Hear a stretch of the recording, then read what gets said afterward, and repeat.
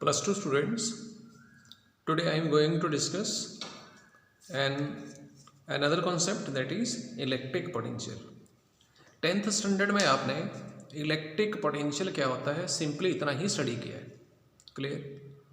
लेकिन प्लस 2 के बीच में हम क्या करेंगे, किसी इलेक्ट्रिक चार्ज के इलेक्ट्रिक पोटेंशियल की कितनी वैल्यू हो सकती है कहीं पर, उसके लिए कैलकुलेशन करेंगे। मीन्स उसके लिए हम एक मैथमेटिकल रिलेशन डेवलप करेंगे। वो मैथमेटिकल रिलेशन जब वो वैल्यू डेवलप कैसे होगी, उतनी ही क्यों आएगी, उसके लिए हम कैलकुलेशन करेंगे।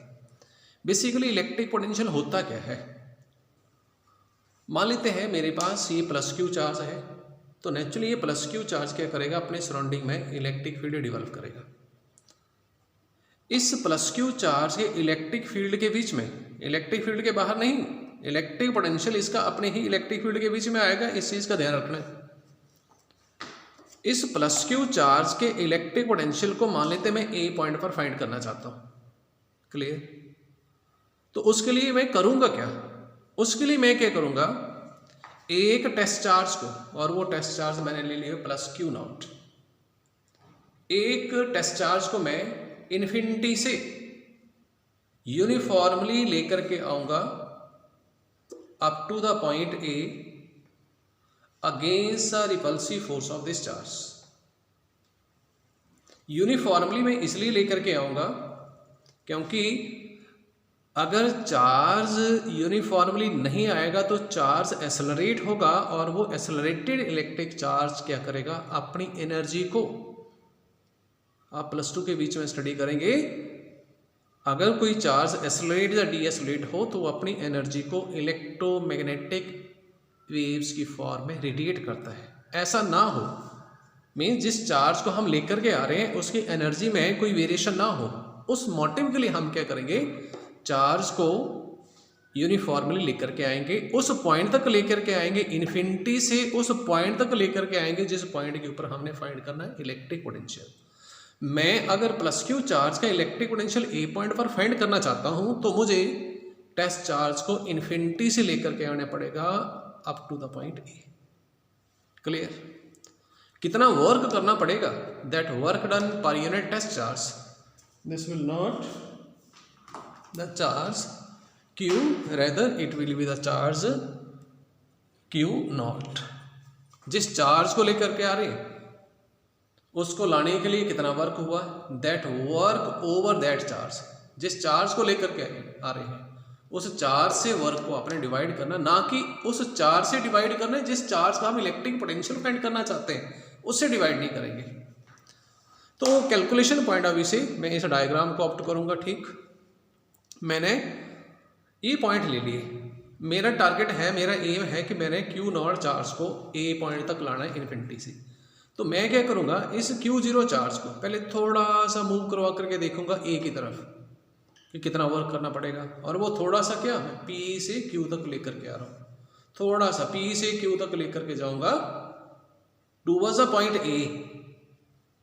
और ऐसा P से Q तक ले जाने के लिए मुझे कितना वर्क करना पड़ेगा, और वो वर्क होगा ये dw, वो होगी minus F vector into p q vector. Force into displacement, negative sign मैंने इसलिए लगाया क्योंकि ये वर्क हो रहा है against the repulsion of q charge, ठीक। ये क्यू चार्ज इस क्यू नॉट चार्ज को रिपेल करा है, इसलिए नेगेटिव साइन आएगा, minus F vector dot p q. F vector की डेफिनेशन क्या, in terms of electric field ये होगी, ठीक। तो E एंड पी क्यू दोनों अपोजिट हैं, तो एंगल दोनों में 180 डिग्री होगा, ठीक।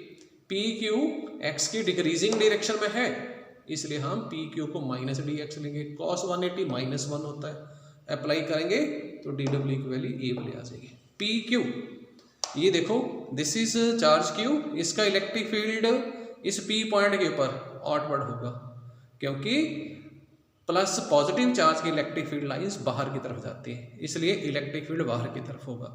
तो इलेक्ट्रिक फील्ड बाहर की तरफ, E vector P Q inward, दोनों अपोजिट, एंगल 180 डिग्री, इसलिए मैंने cos 180 डिग्री लिया है ई एंड पी क्यू के बीच में एंगल, क्लियर। देन ये वर्क हुआ, क्लियर। टोटल वर्क डन कितना करना पड़ेगा चार्ज को इन्फिनिटी से ए तक लाने के लिए, और वो वर्क डब्ल्यू। ठीक, मैं डी डब्ल्यू की वैल्यू अप्लाई करूँगा।